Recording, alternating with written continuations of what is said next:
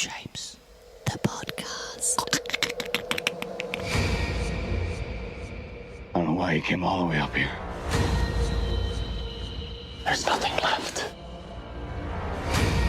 There are people out there. People worth saving. Hello and welcome to Film Shapes. We're going to discuss A Quiet Place Part 2. And I'm joined by Roly. Hi. Hi. And Bryony. How's it going? Hello. Very Hi. well, thank you. Good, good. Okay, so guys, this is obviously the sequel to A Quiet Place from 2018. And I reckon it was one of the first to be delayed due to COVID. So actually it should have been released over a year ago, probably around early 2020. Roly, you okay? Yeah, I just had the tea went down the wrong way. Oh, is that right? I was going to throw over to you. No, go on. I'm going to push through. So, guys, what's going on here? Tell us about this. Can I quote you from your blog? Oh, yeah. This is good. This is the first time ever this has happened. Go on. I actually read it this week. Wow. Look, Bryony will like this. Mm-hmm. It was, you know what this film was? It was a compact little sphincter clencher. Oh, Clencher. Yeah, I remember writing that, yes. Yeah, I was, I think I agree with you. It was one of those films where You're holding it in. you're a bit uptight the whole time. Yeah, yeah. Absolutely. Yeah? Yeah, I'd agree with that. You guys have seen the first one, I take it. Yeah, and it's interesting that I didn't realise that it had been delayed, the second one, but I did find myself thinking, considering there was such a big gap in between the first one and the second one, there weren't that many kind of, you know how sometimes sequels, when they know there's a break, they'll just drop little nuggets in there to kind of remind you of what happened. Yes. And I felt like there wasn't that many of them. Yeah. I was going, hang on. What? Did that guy die? Oh, how did he die again? Yeah. I guess it would have been 2 years, around like 18 months, 2 years, if there hadn't been that long delay.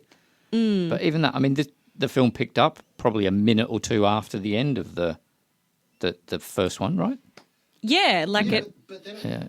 Sorry. But then it pretty quickly goes back to the it's something of a prequel as well, isn't it? Well, the first 10 minutes or so, 10 I guess. minutes Yeah. is a prequel. Yeah. But Yeah, then so- it jumps straight back in and I carries was still on. finding myself, and this is the way I kind of watch films, I'm often confused. Okay. And I found myself not sure 100% that we were in prequel. I thought maybe life had gone back to normal after. He's a zombie then. Yeah, because he died. Yes, I'd forgotten. See, Oh, okay, gotcha. I forgot he died. Yeah. Okay. That's the kind of the key moment of that film, isn't it? When the dad dies, Wouldn't the you first, say? the we're talking about the first film Yes. from watching 2 years ago. No, I think there was more powerful things like when the kid died at the beginning. yes. With and the things. with the noisy jet thing. that rocket thing, yeah. Yeah. Yeah. So were we talking about what kind of film this was? You said it's a horror film, and I said, is it? It's got to be a horror, suspense, sci-fi of sorts. It is sci-fi, I guess. Yeah. Yeah, I think it's sort of, the aliens are kind of Geiger-esque, aren't they? The alien creatures. Why don't Or you predators, I I don't suppose. think you haven't seen Stranger Things, have you? But I haven't, But no. they're very almost too reminiscent of. I'm not sure what came first. There are monsters in that show. Yes. Oh, yeah. right. Yeah, Yeah, and so- the monster looks remarkably similar. Remarkably like an opening flower head type thing. Oh, so that yeah. might have been before. It's almost as It if was, It I probably think. was, right? Yeah. it's almost as if Stranger Things came first. yeah, Yeah. you know how sometimes films or popular culture get something from one film and kind of place it into another, and there's this cross pollination of the certain tropes. I feel like something like that might even be going on here. That's how similar it is. Well, the director, who's the actor in the dad in the first film, John Krasinski, has said that his influences are films like Jaws. He wanted to make that kind of film. Children of Men. Do you remember this film? Yes, yeah. Another apocalyptic. Specifically Yeah. the car Post-apocalyptic. sequence in that. You remember that scene where the guys are running down the hill trying to attack the car? There's a burning car and that stops them, yeah. and they do a reverse, and there's a whole just pretty well shot. he does a similar thing with the camera inside the car at the beginning when the bus, they have to reverse away from the bus. Yeah, which seems to be driven by an alien. Yeah. And also, this is strange, he's also credited No Country for Old Men and There Will Be Blood, 2 fantastic films. Yeah. As kind of influences on his visual language. He's saying, well, just imagine the best films you can imagine. They're my influences. Yeah, that's right. Those really good ones from about 10, 15 years ago. Yeah, but I mean, that's probably fair that he's saying that. But I don't know. What did you think? What was your impression of the aliens? I mean, it does become clear that they are probably aliens from another planet in this film because it shows that there was some sort of meteorite strike and this was presumably happening across the globe. Yeah, Shanghai was being attacked or something. Wasn't it? But their speed and power, it is impressive the way they can just move so quickly. And that's one thing this film hasn't got going for it, I guess, that we've already seen the aliens. We know what to expect. So it's got to kind of rely on something other than that to keep our interest. I'm not sure if it... There's more of them in this, isn't there? I mean, I think they got a bit more money for the budget and they CGI'd it a bit. The first film, for a lot of it, you don't know what they look like. It's not until towards the end. I guess Is there's that right? I can't quite remember. I feel like it's this unknown thing. You see trees moving and crops folding, but it takes quite a long time before you actually see more than just a glimpse of it. I think there's your Jaws analogy there. It took them over an hour to see the actual shark in that film, didn't it? So, and even when you do see the creature for the first time in that film, it moves so fast that you can't actually make out what it was. You get a kind of vague arachnid kind of feeling from it. It makes you uneasy, but... What's the purpose of these anyway? Well, not the purpose. What's their motivation, these aliens? Yeah, because they don't appear to be eating people, do they? I feel like they're just they could be an aggressive kind of sub race of a life form that is yet to land on Earth. So they put these guys down first to just get rid of all the humans. Exterminators. Yeah, they're kind of just hunters. Isn't that what the Predator was for the aliens? Or vice versa. No, the aliens. The aliens were for the were made by the travelers predators or whatever. Huh? Were they? Hang on, I'm mixing things up. I think the alien monsters were developed by those space jockeys. You're talking about Prometheus now. So those other kind of guys with the Roman nose. Yes. They're the original guys that maybe created the aliens. Yeah. To kill the predators, or then I think Predator. I think Alien versus Predator is another. Are we getting away from things here? I'm thinking Alien versus Predator. I'm pretty sure, that's why they're Predator. They created something to hunt. No, I think they created prey and the ultimate prey, and they were farming humans because you have to birth an alien out of a human. So that's why they were capturing. But is humans. this canon though? In Ridley Scott's Alien, I think somebody just joined up those two films. Yeah, I don't know. That's the only one I can think. I can't remember Prometheus that well. So you reckon they're a forward scouting squad? Yeah, because I don't feel like they've got much going technology wise to create a new society. And presumably this has happened not just in this one town in the US, but it's happened over the world. So and why it's they're not coordinated. Set up yet. But yet these creatures themselves seem a bit dumb. Really. They don't have opposable thumbs, do they? Not sure. They've got sort of claws. They've got clawy hand, kick-ass claws. But yeah, the whole premise of I do like the whole premise of silence, having to rely on silence to survive. Yeah. And the worst thing you can do is scream. Yes. Is that a Jaws reference? No. That's that's Alien reference. Sorry. What was the Jaws one? Something about the deep. Don't go back in the water. Just when you thought it was safe to go back in the water. Okay, that might be Jaws 2, actually. But I did have a couple of weird gripes. Go on. And one of which at least I saw on another review. This battery power, right? What? Well, batteries. batteries. How long do these batteries last in a hearing aid and things like that? Ah, I see. Quite an important little So it's over. element. It's 500 and something days since. Yeah, they landed. I feel like they might have some new batteries in the hearing aid could have been. But also the other one is the amplifier that she uses. When she takes it away from the farmhouse, she cuts the cord off. Right, I saw that. So it's like, well, what are you going to do with a powered amplifier? Why did she even cut the cord off? I'm confused by She's that. travelling with it, right? So presumably it's got a battery pack somewhere as well. Do they have batteries? Well, no, not normally. I mean, it might be a battery amplifier, but then why cut the cord off? It just didn't. Yeah, I don't know. You don't want a cord hanging around, do you? It might knock a table and pull off a lamp and then smash, I guess so. That's probably about as good as I'm going to get, isn't it? All right. Anyway, can I negate your first gripe? Go on. Yeah. Well, I just think it's silly because, yeah. Yeah. Well, keep going. For instance, keep going. there is a scene where the mother goes to get more medical supplies, and it's quite clear this isn't like a Walking Dead scenario where every shop has been cleaned Yeah. of all medicine, all food, everything. Like there is actually quite a lot sitting around in stores and shops still unclaimed by people. So she goes into that pharmacy. There's medicine everywhere. Like those shelves have not been cleaned out. No one stepped foot in that pharmacy. So to suggest that she couldn't have picked up some replacement batteries for the hearing aids is just a bit silly. You don't have to see everything that happens in a film. Like, do you really want to sit there and watch them with the little screwdriver undoing the... Like, really? Is that good cinema to you?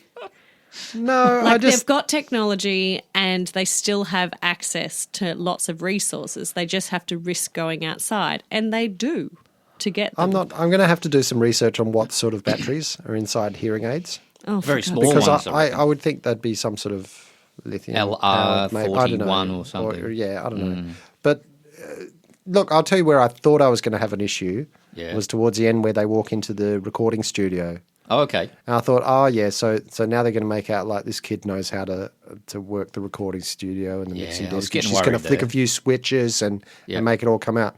As it turns out, they've got a... Hang on, was that a record? Yes, it was a record. Hang on a second. This What? is just occurring to me. How's the record's on a loop? It's a looping record, is it? Yeah. And that needle never skips or wears out or anything like that? Well, there are people on that people there. island. They can go and monitor. So they're going in. And anyway, the microphone above the record, that's always on, is yes. it? Mm-hmm. According to The structure of the story. Yes. I think, there was room for a little bit of a gripe there, but I'm not going to risk it. In Star Wars, there are spaceships bigger than Australia. Well, yeah, And- there's no... yeah. You're okay So- with that? But you're not okay with... Why isn't anyone turning this fucking record player over? What's going on here? Yeah, but that's not relying on the... Or didn't on you the see knowledge. him change a battery? That's not relying on the specific knowledge of a 12-year-old girl. Like it's just different. Like obviously the people that made those spaceships knew what they were doing in the realm of the film. And I shouldn't really be... This is what happened last time, but I was on the opposing end of the gang up. So I'm not going to join you, Bryony, and gang up on Roly this time. Not yet. There were some good things about the film, though. I thought and I think you mentioned it in your blog as well. The use of silence and sound from the perspective of the girl who's deaf. Doesn't that shock you as well, though? When suddenly she goes, it's her perspective, and it's just completely silent. You can see it. It's almost like, what's happening? You have to keep really. I was trying to get some Skittles at that time, but I was like, oh shit. I think in this film, more than any other film I've seen at the cinema, I was so acutely aware of how noisy the hand was rattling or rustling around in the pop. I'm like, just pick up the popcorn. Stop rustling. Yeah. And there is that thing, like you mentioned again, Shady, where the where the audience is timing their motions to the film. So in the quiet bits, they're not struggling with the Skittles wrapper or the popcorn. And then when there's a bit more noise, they'll start eating again. Yeah. And you hear some more It's quite nice. rustling around. Mind you, when we were in the cinema, someone did kind of laugh, or towards the end someone was breaking things a little bit. Yeah, that's going to happen. It happens. What do you think is going on behind this film? What's the metaphor here? I tell you what, yep. Go on. No. I've read your blog. Let's see what Bryony comes up I've with. got another one too, but go on. Yeah, okay. Oh, there's a metaphor? Maybe. Well, I don't know if this is quite what you were after, but I actually thought it was kind of interesting that kind of what gave this family a unique edge was actually one of their family members' disabilities. Okay. Because, you know, so many other families have, fallen by the wayside, been killed and that kind of thing. But the fact that this whole family, due to one of the girl's disability, are all able to not only communicate like a little bit, but communicate extremely effectively with sign language silently, actually gives them a kind of strategic edge. The fact that they're not relying on pieces of paper or trying to mime things out to people. Like they're because they all know the signing they language. all sign with one another. It's not like just the one girl does. Yeah. So it's quite interesting that even the young kids have this kind of edge. And it sort of spawns from something which, it's considered, it's almost a disability. Evolutionary, a positive then if there is that kind of so-called disability then. Like I feel like perhaps they wouldn't have succeeded as well as they do if they didn't have this really effective communication method. Like even when they end up in that abandoned railway boiler room thing, I don't know what it is. Like they can't even have a conversation unless I think one of the characters mentions like it's all right. We're there's 3 meters of concrete above us. Right. No one can even converse. Yeah. Unless you're in an airtight container or in an underground bunker or anything to even make a plan. Yeah, true. But these guys can. I thought that was kind of interesting. Yeah. Yeah, I don't know good. Yeah, if that I was didn't- what you were looking for. Not but- what? No, sure. Rolly, what's? Do you want me to tell you what he was looking for? Sure, go for it. And I've just got written here, metaphor for climate change? What? Please explain. Please explain. Oh, you Shane. want me to explain? I Yeah. thought you were going to. No, tell okay. us. So I was thinking these aliens are basically, well, not so much us, but they're the generations before us that are fucking up the planet, right? And it's almost impossible to get it back. But the kids are trying more than the adults. The kids are succeeding. So it's some sort of Thunbergian kind of metaphor going on where the kids are going to she's solve possibly the problems of the new world. Yeah. I don't see it. That's Sorry. too naive. Am I being innocent? I just don't. I think, but I don't read it like that. It's not like there's more than one. Like she's a standout. Like Her brother too. He gets involved at the end. He's involved, but he stuffs up pretty epically. Like he doesn't have her vision. Sure. He doesn't have her insight. She is the only character who has the insight to sort of solve the riddle, to do this sort of thing. Like, I think to say that children, like, I think you're stretching. She's standing in for children. She's the child. You're stretching. The metaphor, it's stretched so thin it's going to snap any minute. Okay. But the other kids' journey is important though. Sure. Since you mentioned it, the brother, who is he messes up a lot. Yeah. But his journey is important. I'm just trying to remember what he actually achieves at the end. Well, he just kills kills an alien, doesn't he? How does he kill an alien? Doesn't his mum come back and save him? No, he turns the radio on. Oh, that's right. And he saves the baby. That's right. He turns the radio on and kills an alien. He looks after the baby. And he looks after too, the baby. He almost forgets about the baby. And he had what do you call that? A bear trap on his leg at the beginning. So I wouldn't be doing anything after that. Yeah. If I'd had that happen to me. You'd be screaming just like that. Like that kid, yeah. He did have some good screams, I got to say. Yeah. It was convincing. But did you say this has popped up from the first one specifically, and Krasinski's been accused of having right-wing views because of this film. because of the first one anyway. Let me read something. Okay. That this guy, Yeah. Bring it Trying on. to work that out. Yeah, I kind of thought I thought, who are the people in this film then? And I did a little bit of digging. The guy from the New Yorker, Richard Brody, has said, in their enforced silence, these characters are a metaphorical silent white majority, one that doesn't dare to speak freely for fear of being heard by the supersensitive ears of the dark others. Right.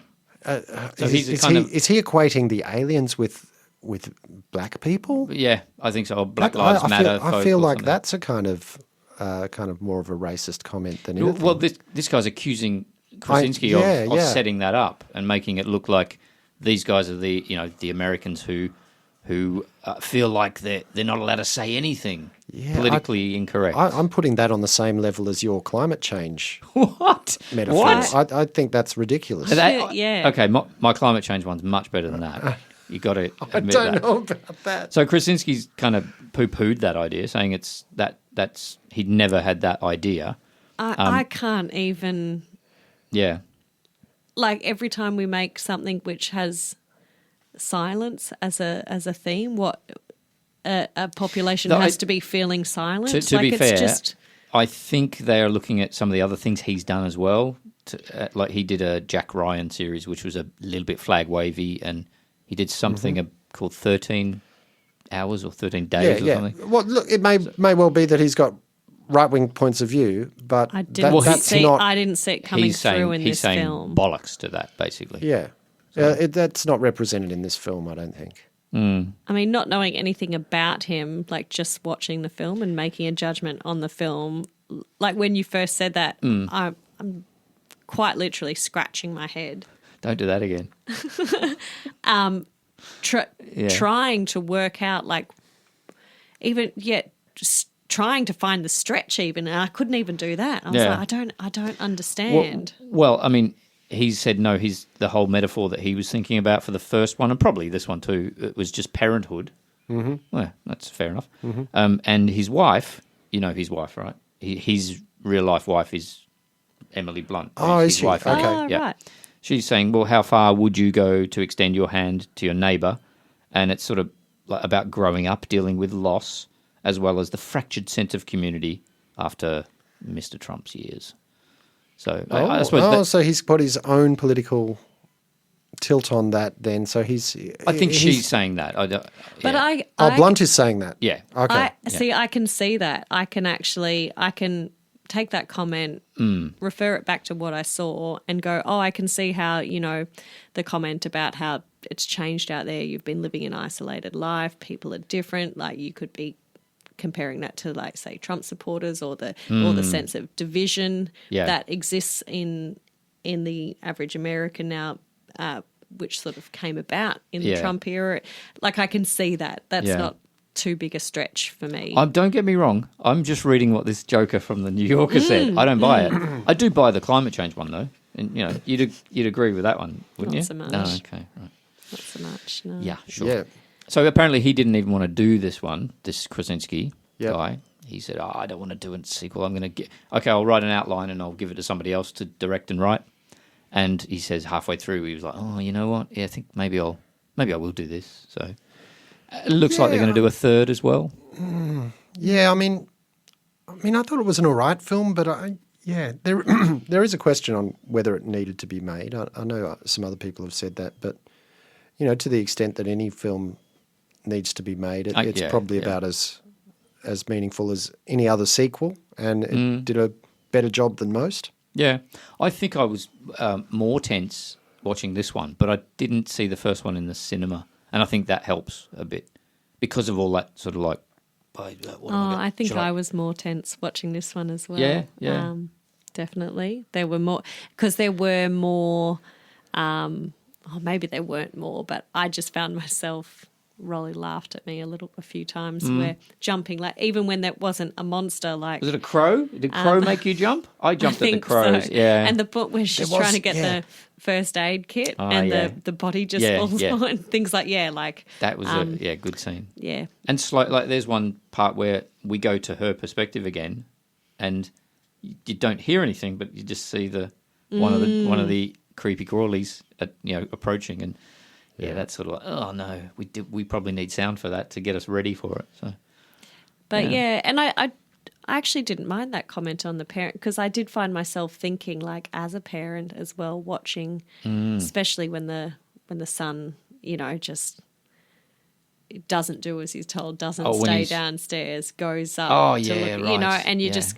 And you're like, oh, why did she leave him alone? Like, and then you're like, why is he doing that? And then, is it really fair to put that on him, or what other options does she have? And like trying to weigh up those things where, like, on one hand, it seems really unfair to put that much responsibility because he's a kid still, like he's going to stuff up, and then you're going, but he's a kid who's living in an apocalyptic reality. Like, should grow learn. up, Yeah. kind of. Right. I actually did feel that pushing and pulling in my sort of my brain, going, oh, Yeah. what would I do? Like, oh, why is he doing that? Why is she doing that? Kind of, oh. But there's no right answer, really. It's actually just really complex. Yeah. That that reminded me when the boy leaves to go and get what? He's only leaving. I couldn't think, work out why he was leaving. I think because then we've got a little triptych of travelling, right? We've got Cillian Murphy, who's great again, and the Millicent Simmons character going to do their thing. We've got Emily Blunt going to find medicine or something. Yep. And they wanted another, I suppose, to sort of, I don't know, cross-cut. But why? Why is that? So what do you do? He goes and sees I've got a dead- feeling if we all watched it again, we'd pick a few more work things. it out. But it I was think just he was maybe going to the top to see if he could look out of the window to see if he could see her. Because I think Is that it? I think he had binoculars Oh, okay. in his hand. I don't know. If I kind of could a be wrong, but something about that rings a So bell. kind I of think frivolous. he was jaunt he'd then. been sitting there by himself for a long Yeah. time. She said she was only going to be an hour or two. It's now dark. She's probably been gone for 4. so I might just leave the baby with bugger all oxygen. Well, In a and box and that's the in thing. the cellar. He's a kid. He didn't even look Yeah. at the oxygen dial because Yeah. he's a kid. Like, they just don't. That's what I mean. Like, to put that much responsibility on him. But then what's her options? Like, she kind of has to go. Yeah. Yeah, She has to do it, yeah. Yeah, it's awful. You don't want to be put in that situation. Let's hope these aliens don't actually. Can I share my one gripe? Yeah, go. Yeah. I feel like this is an actual legitimate gripe as well. Of course you do. So they go down to the docks. I like the docks. Right. Yeah, I like They go these to the docks. Come on. There's a whole little population of people hanging out down at the docks. Just scallies down there. You can see the lighthouse from the docks. Like, you can see it across the water, right? The light's on. Yeah. Why the fuck haven't they got in some boats and gone over Tho- to the oh, island? those Why people. have the dock people Yeah. not got on the boats and gone to the island? Why would you not do that? Like, they know these things can't swim. They've been hanging out at the docks for close to 2 years hang now. on. How do you know they've been hanging out there for 2 years? Well, they seem pretty settled in. They've got their whole booby trap set up. Yeah, they They've had got some their boats whole there. Yeah. Yeah, no, like I they're just, living on the boats. They've been there a while. They're settled in. I just think maybe they're on their way to do that. Oh, Is possible. Okay. Do they? And Do so they they're- even know these things can't swim? It seems like not, and that's a bit strange as well that no one's worked out yet that they can't swim. Or, Well, they had or worked they out have. they can't That's why they're swim. not. That's why the crew on the island know. Yeah. But I guess But- the crew more inland might not know that but if communication's everyone got been word Hmm. as well. Like, they were saying, there was the whole story about how the Coast Guard Yeah, that's right. were yeah. lining people up get onto It was an island. Public out. That's knowledge. right. That's right. Yep. Yeah. So I'm a little bit baffled why dock people, like, why are their boats there at all? Why haven't they just got on the boats and gone to the island? Why is there even a dock population? That's a good. I didn't think of that. Yeah. I think that's a legitimate gripe. Thank you very that much. that's probably a little bit better than the batteries. I've got to say. There is the issue with the alien creatures on the dock that for any movement they make on the dock, obviously, Yeah. they're going to Man, realise that it's not straight for. away. I'd be swimming. I'm not a good swimmer, but I'd have a crack at that. You'd give it a go, Yeah. right? Yeah. Hell yeah. Yeah. Get some floaties. You'd be right. Yeah, just be careful blowing them up because sometimes you can hear that sort of rubbery, that, Yeah, don't pop one. that sort of sound. Oh, here it goes You had to again. do it. You had to try the ASMR. Sorry. Okay, well, would you go and see number 3 when it comes out in about 2 years, pre-pandemic again? Sure. Yeah, Yeah. I'd go along to that. I would. Yeah. I think, I don't like horror films these days. I get a little bit too jittery, but this was a good. I can't quote you again. I just can't say that phrase. But this is more of a horror film than a bloody blood and guts kind of spectacular, No, this is isn't it? suspenseful Yeah. and thrilling, and but it still has a bit of monster, which Sure. I don't mind. I like a good monster, but I don't like gratuitous violence. Yeah. It had just enough, True. enough Yeah. for me, anyway. Yeah, I enjoyed it. I would certainly go and see number 3. Okay, guys, thanks very much. Roly, thank you. No worries. Cheers, Bryony, thanks. No worries. Bye. Thank you. Bye.